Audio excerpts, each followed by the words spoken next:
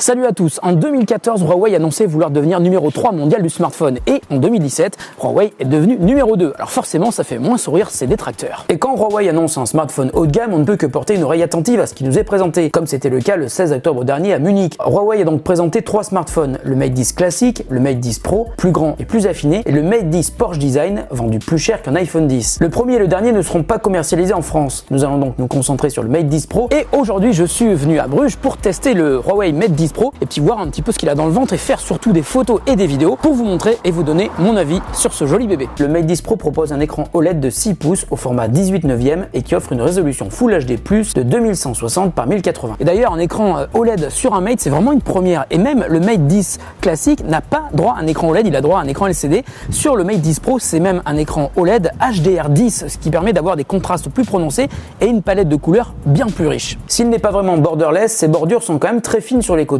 mais aussi en haut et en bas. Malgré son écran de 6 pouces, le Mate 10 Pro est plus petit qu'un iPhone 8 Plus, plus petit en hauteur, mais aussi en largeur. En bas du Mate 10 Pro, signalons un port USB Type C, qui est aussi la seule prise disponible sur le smartphone. Pour brancher un casque filaire, il faudra donc utiliser l'adaptateur jack fourni avec. À l'arrière de l'appareil, impossible de ne pas être interloqué par son aspect un peu tape à l'œil. Le Mate 10 Pro veut clairement en mettre plein la vue, mais aussi donner une impression de produit de luxe. L'aluminium lisse avec les bords arrondis est très joli, mais il a tout de même deux inconvénients. Il glisse énormément et il attrape très facilement les traces de doigts. Heureusement, comme d'habitude, Huawei livre une protection en silicone que je vous conseille d'utiliser pour ne pas laisser tomber votre smartphone ni y laisser trop de traces de doigts. Bon, je veux pas vous spoiler, mais les deux points dont je viens de parler sont pour moi les deux seuls points noirs du Huawei Mate Pro 10. Pour le reste, c'est un sans faute. Ah merde, j'ai pas un peu spoilé là? Huawei a une nouvelle fois mis la partie photo en avant. Comme sur le P10, Leica est toujours le partenaire spécialiste qui apporte sa caution technique au capteur et au traitement de l'image. Le premier capteur de 12 mégapixels est destiné à capturer les couleurs, tandis que le deuxième de 20 mégapixels gère la partie monochrome. En général, pour les smartphones dotés d'un double capteur, le deuxième a toujours une ouverture plus faible, par exemple 2.2 ou 2.0. Mais là, chacun des deux capteurs du Mate 10 Pro est doté d'une ouverture de 1.6, ce qui est vraiment inédit. La quantité de lumière qui entrera dans chacun des deux blocs optiques sera identique. Le résultat promet donc des photos de très grande qualité. Sur ce point, ce qui est bien, c'est que Huawei ne nous déçoit pas du tout. Les images sont de très grande qualité. Que ce soit en mode entièrement automatique, en mode contrasté, le résultat est donc à la hauteur de ce que le constructeur avance. Il est très difficile de départager l'iPhone 8 Plus du Mate 10 Pro sur le mode portrait, et sur les photos plus classiques, on peut constater que le Mate 10 Pro réussit là où de nombreux flagships se ratent beaucoup plus facilement. En revanche, le Mate 10 Pro a beaucoup de mal à fournir une image de qualité constante en basse lumière, sans qu'il ne soit possible d'ailleurs de l'expliquer. Il est par exemple très aléatoire sur la balance des blancs automatique, bien souvent c'est beaucoup trop rouge, trop artificiel. En basse lumière, je vous conseille donc de passer en mode manuel pour changer vous-même la balance des blancs. Et le 16 octobre dernier à Munich, lors de la présentation de ce nouveau smartphone, Huawei a insisté sur le Kirin 970 qui est le processeur et qui est dédié à l'intelligence artificielle. Et ça se vérifie sur la partie photo. Ainsi, l'appareil est capable de détecter le type de sujet que l'on souhaite photographier et les réglages s'adaptent en conséquence. Ça marche avec les animaux, les fleurs, les paysages, les personnes, les textes ou la nourriture par exemple. Et dans un smartphone, encore une fois, c'est de l'inédit. Si vous pensez être plus fort que l'IA, vous pouvez malgré tout passer en mode pro ou manuel et vous aurez ainsi accès aux réglages classiques d'un tel mode, dont la possibilité de prendre des photos en RAW. En vidéo, là aussi, le Mate 10 Pro se débrouille vraiment très bien avec une résolution maximum de 4K à l'arrière et 1080p à l'avant. On pourrait juste regretter que la vidéo 4K à l'arrière ne soit pas stabilisée. Comme sur la photo, les couleurs sont éclatantes, parfois un peu trop. Et comme sur la photo, en basse lumière, ça manque aussi souvent de naturel. Mais globalement, c'est de la super qualité. Au niveau logiciel, bonne nouvelle, la toute dernière version de Android 8 Oreo est déjà installée. Et la surcouche est elle aussi en version 8. Là, je parle de EMUI ou Emotion UI, et si vous connaissez, vous serez ravi de savoir qu'elle propose encore plus d'options que dans les versions précédentes. Revenons maintenant sur la partie hardware. Le Kirin 970 associé à 6 Go de RAM et une puce graphique Mali G72 lui permettent d'atteindre un score de plus de 170 000 dans Antutu Benchmark. Le Mate 10 Pro est une machine prête à tous les combats, il est donc très à l'aise dans les jeux, dans la lecture de vidéos, et il est aussi parfaitement compétent pour la musique. Il est Bluetooth 5.0 et compatible iRes Audio.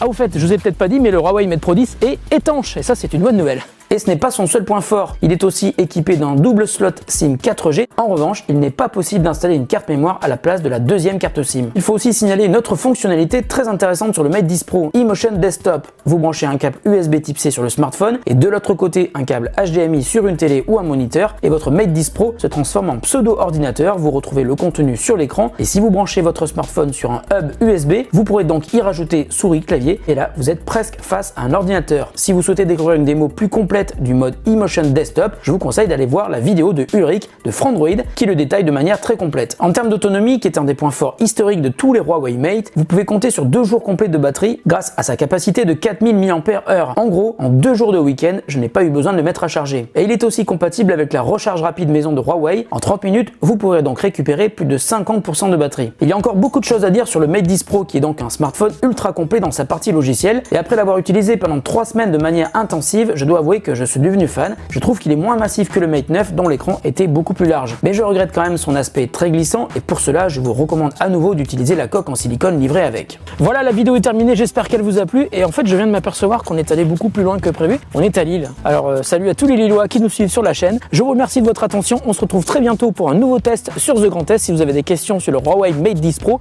je l'ai encore dans ma poche pendant quelques jours.